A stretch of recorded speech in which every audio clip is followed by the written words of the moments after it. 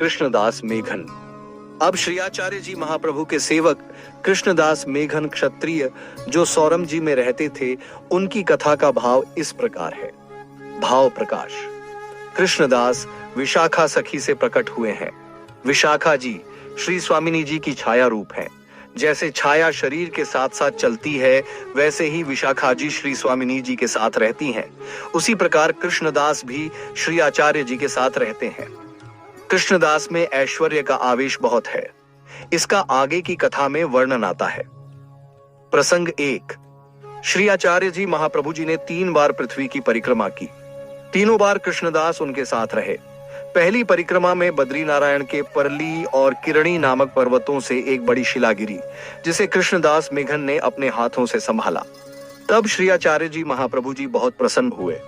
उन्होंने अलौकिक फल देना चाहा, परंतु परीक्षा के लिए कृष्णदास से कहा, मांगो, क्या मांगते हो? कृष्णदास ने 3 बातें मांगी। मार्ग का सिद्धांत हृदय में स्थापित हो जाए, मुखरता दोष दूर हो जाए, मेरे गुरु के घर पधारें और उन्हें स्वीकार करें।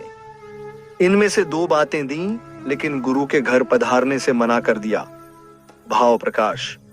पहले से ही गुरु भाव हृदय में था, जो बाहर प्रकट हुआ, इसलिए अलौकिक दान श्री आचार्य जी ने छुपा लिया। 2 बातें दी, गुरु की बात नहीं मानी। दैवी जीव नहीं था। दैवी जीव के बिना इस मार्ग में अंगीकार नहीं होता। इसी प्रकार 2 बातें दी, फिर भी दूसरे का गुरु भाव रहा, इसलिए मार्ग का अनुभव भी नहीं हुआ, मुखरता दोष भी नहीं गया। पहली सामर्थ्य से थोड़ी सामर्थ्य भी घट गई। प्रसंग 2। पृथ्वी परिक्रमा करते हुए श्री आचार्य जी बद्रिकाश्रम से आगे व्यास जी की गुफा में पहुंचे। वहां जीव की गति नहीं थी, इसलिए कृष्णदास से श्री आचार्य जी ने कहा, तुम यहीं खड़े रहो। जब श्री आचार्य जी आगे बढ़े, तब वेद व्यास जी भी सामने आए। श्री आचार्य जी को अपने धाम में ले गए। वेद व्यास जी ने श्री आचार्य जी से कहा, आपने श्री भागवत की टीका की है, वह मुझे सुनाइए।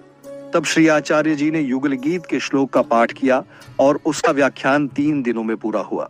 वेद व्यास जी बहुत प्रसन्न हुए। फिर विदा लेकर श्री आचार्य जी तीसरे दिन लौटे।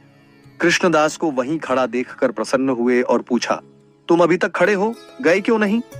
कृष्णदास ने कहा, महाराज, मैं कहां जाऊं, आपके चरणों के सिवा मेरा कोई आश्रय नहीं। यह सुनकर श्री आचार्य जी बहुत प्रसन्न हुए और कहा, मांगो। तब फिर वही 3 बातें मांगी, 2 दी, गुरु के घर की बात नहीं मानी।